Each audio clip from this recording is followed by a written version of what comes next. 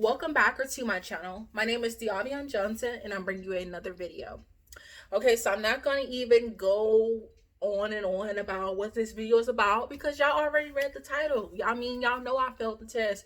I just said I failed the test on the title. So basically, this is 4 or 5 hours later from me actually failing the test. Now this video is not going to end with me, oh, I failed the test, that's it. It's going to actually end with me actually getting my driver's license, and then basically me telling y'all my experience and stuff like that, and kind of like what I still need to work on and things like that. But basically I'm going to tell y'all what I was told, what I was supposed to work on, what I failed at, like what my thought process was after I realized that I failed and things like that. So if y'all want to hear about that, stay tuned and keep on watching. All right, so I don't want to make this a long video, but basically my test was at 12 p.m. and I kind of got there around 11 o'clock. You're able to check in 30 minutes earlier, but you're not able to check in 30 minutes later. So basically I was kind of like practicing in the parking lot in front of the building, kind of like where you could practice to do your CDL license if you were trying to be a truck driver. And I was kind of like practicing parking there. And then basically every single time I would do it, my stepdad was like, oh, were you using too much space? And I'm kind of like, I'm using all the space that I have, which I wasn't supposed to do. But at the same time, I guess I should have had it in my mindset about the space that I had, but I didn't, because I was thinking about, okay, I still have enough space, I could do that. I wasn't thinking about, oh, this is an imaginary pole here, there's an imaginary pole back there. So basically when he was like, oh, you're using too much space, da da da, and I'm already doing something wrong before I even go take my test, I was like, oh my god, I'm gonna fail this test. So I already had it in my mind, Diabia, you're gonna fail this test, right? So I basically went in there after like 30 minutes after me practicing, 30 minutes before my time, which is 12 p.m. So 11:30, I went up in there and had to fill out some documents and stuff like that, and actually take my vision test and then my picture and things like that. Then I had to choose which lane I want to do, which is either lane 1 or lane 2, and actually drive my car back there so that we could begin the test. So once I went back there, they had 15 million cars. I already knew they had a lot of cars because when I first went to the DPS office, we were going to go there to practice in the parallel parking spot so that I can remember and have it fresh in my mind, but we weren't able to because once I went back there it was a lot of cars. So I was like, okay, do they have a lot of people scheduled for 12 o'clock? Basically I got in the car, it was probably 6 cars in front of me, but then it was another lane as well that had about 5-6 cars. So I was waiting for somebody to come and kind of inspect if my left and right hand signals worked, my car horn, my brake, all those things. And also then I was also waiting for them to sanitize the area so that the person that's supposed to be examining me could actually sit in the car and things like that. So once I got to the front, which was an hour and a half, not an hour, really hour and a half, 2 hours later, I needed to use the restroom. And I was like really getting frazzled. My stepdad ended up leaving the car, ended up going in the front while the people started to clean the car. And then that's when the person came out and she asked me to sign papers and stuff like that, and we actually got started on the exam. Once she got in the car, I basically waited till she decided to read off of what the driving test was about. I'm not going to entirely act like I know exactly what she was talking about because I was ready to get started. First of all, I need to use the restroom and I was really nervous already. So it's like when we have a lot of time to dwell on all the things that I could do wrong, I'm going to end up doing all the things that I can do wrong. So basically most of the things that I failed on was in observation. I got started on the parallel parking, but I went to the actual DPS site the week before and actually practiced in their parallel parking sites probably like 5 to 10 times. And basically I was out there and I was practicing in one specific spot. The second spot that they have, because they have 3 spots blocked off by poles, the second spot is the largest spot, but they weren't having people park there. So I was like, okay, if I can park in the spot that I was training in, I'll be good. But what really tricked me out is when she told me to move forward, she told me to park between the orange and yellow poles, which was the very first spot, and I never parked in the first spot. Now, it shouldn't be a problem because parallel parking is parallel parking, right? But the thing about it is that I was looking at the curve and I was already kind of getting scared because my front wheels, if I went too much to the curve, it would hit the curve. And I was like, okay, I don't want to hit the curve. I don't want to mess up my mom's car and things like that. So I didn't go up as far as I should have in order to be able to see the pole in the very back window and be able to move in like I'm supposed to. So I basically started moving the pole, moving around the pole, and did the procedure of me actually, parallel parking, which would have been good procedure if I would have, actually went up like I was supposed to. So I end up going back into the parking spot or whatnot. I guess I wasn't paying attention. Well, really, I wasn't paying attention to the back pole. I was more so paying attention to the front pole because when I was training, I was told that the back pole doesn't really matter, the front pole does. But then when I told stepdad about the fact that I wasn't paying attention to the back pole, he was like, "Oh, you're supposed to pay attention to the back pole." I'm like, she said I need to park closer to the curb, but she didn't really make it very detailed about that. And I was really ready for her to get out of my car so I can leave. Anyways, I'm gonna be honest with you. I was ready. I wasn't mad about her failing me because, I mean, it's not her fault that I failed, but at the same time, I was kind of like ready to go. I was over it. So I ended up going out, and then basically on the street, we did the turns and stuff. And then my problem with that, with me actually driving that, I was supposed to be driving into my own lane once I turned, but sometimes I guess I would do a wide turn. While I was driving, I never thought in my heart, oh my gosh, I'm really acing this test, I'm really doing good. I always thought, dang bro, I'm turning kind of wide. Like, hopefully this is not multiple points off, but it was multiple points off. Like, we'll get there. Basically, I was driving, things like that. I was looking left and right because she said to make sure that I'm looking left and right, to let her know that I'm actually paying attention and observing. So that's what I was doing. I was doing left and right. And the car that I practice in, it doesn't have a rear view mirror. So I've never been used to looking in my rear view mirror. So that was one of the things she wanted me to do, was to glance up and look at my rear view mirror and watch people in the back. Now, when I told my parents about that, they were like, "Oh yeah, you're supposed to do that." Da da da. And I'm like, why are people acting like the audience been doing this and all of a sudden she didn't do it when the test came? I never practiced with my rear view mirror. I've never looked in my rear view mirror because I didn't have a rear view mirror when I was practicing most of the time. So I haven't been using a rear view mirror, so I don't even care about it being in the car, if I'm being honest with you. I just look left and right. Sometimes I look in the back, but I didn't look in the back. She wanted me to actually turn my body and see what was behind me in order for me to reverse. I knew that I was supposed to do that, but I didn't do that. I just do what I normally do, and that's not what I normally do. But I should have, went the extra mile to actually turn my body. So I know what parts I got wrong. I knew what I was doing wrong when I was doing it, but I wasn't quick to catch it. I was just kind of like trying not to get in my head, but I was in my head. So basically we finished the test. She read off everything. She told me in the beginning, she said, "Oh, even though I'm marking it doesn't mean that you're doing something wrong." But basically that's exactly what it meant, because once she read everything out and I looked at the little paper, everything she marked was what I did wrong. And I was like, did I not do anything right? So basically she got up my car. I was like, "Okay, can I go?" I didn't say it like that. I said, "Okay." And then she got out the car and I said, can I go now? And she was like, "Yeah, you can go." So I left. And then basically, I'm being honest with you, I was driving around and I didn't have any thoughts in my head once I left. I don't get thoughts in my head right after something is done because I have been thinking that entire time. So now my brain was kind of like blank processing everything. I didn't start processing everything and start getting irritated until I came up until these people when I was going back to pick up my stepdad so he can get in the front seat or the driver's seat. And it was this family walking across the street, and it was like this old lady that was walking, and I'm kind of like, why would y'all go out in the street? Why would y'all make me wait for y'all to go across the street, and y'all know y'all about to take 30 minutes to go across the street? Like, I was like, dang, bro. If I was like real life mad and real life didn't care, I would have just went around them or something like that, because, or blowed at them or something like that. Because I'm like, why y'all taking 30 years to go across the street? I know they pedestrians, but like, I'm like, you could have stayed over there. You could have just let me go.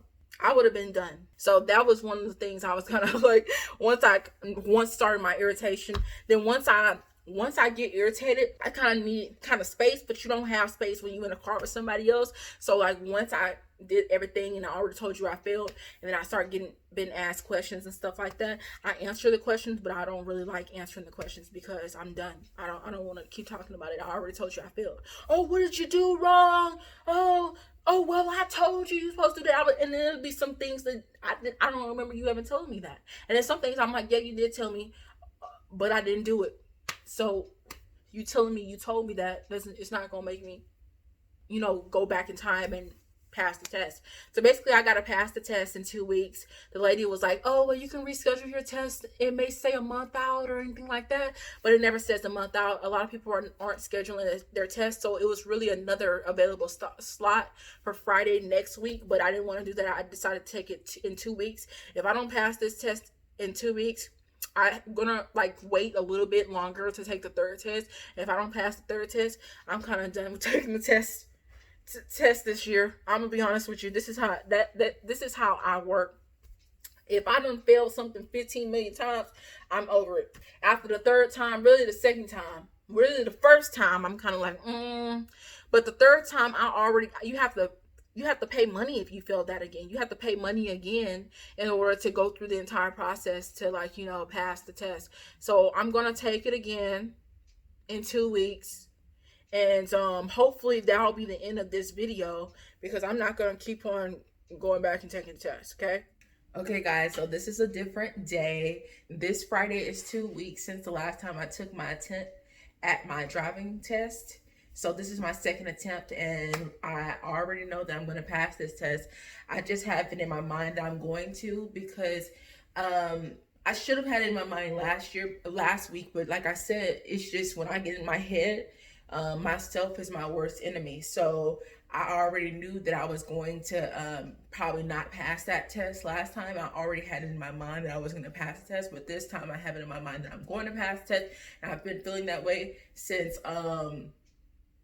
basically the next day, Saturday, which was July 4th, when which was the next day, because I took it on July 3rd. So this is the July 17th, and I'm about to go, drive down there and get ready to take my test. I'm not going to let people watching me affect my test. I'm not going to let my own self affect my test. I basically know what's going to happen in the test. Now, if the test changes, I'm going to feel some type of way. I'm going to be like, what was this when it was my actual test time? So basically I'm going to do exactly what I did, but do the stuff that's right, like not make wide turns. I practiced on my parallel parking yesterday, and I feel like I have it, but I had it then, and then I still didn't execute it, but I know I'm gonna execute it today. Like, I'm gonna be like, oh, then I'm gonna turn on my left hand signal, and then I'm gonna get out the parking lot, and then I'm gonna reverse, look behind me, reverse, and then I'm gonna pass this test. Like, that's it, that's all. So basically I'm gonna come back later on. I told you guys that I didn't want this video to be a long video, but it's gonna be a long video. So if you got this part, thank you very much. Come back later on when I tell y'all I passed this test. Like, there's no, oh, when I make my third attempt, there's no third attempt. I'm passing this test, okay? Okay, guys, so it's not right after I took my test. I basically went to Walgreens and I came home, ate, took a couple pictures, because your girl passed her test, I passed my test. I told you guys in the last clip I was going to pass my test. I mean, did you guys think that I was just talking? Like, I told you specifically I'm going to pass my test. There's no way I'm not passing this test. Usually I don't make big claims unless I know that I can like fulfill what I'm saying. So I knew that I was going to pass the test.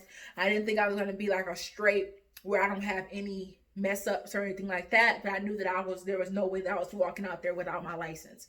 And then basically while I was sitting there, I was waiting. It was less cars this time. It wasn't as many cars, and it also started to rain around the time that I was taking my test. The test started, the lady got inside. She was like, oh, my name's Diamond. I didn't say anything. I don't know why I didn't say anything. I don't know why I said, hello, how are you?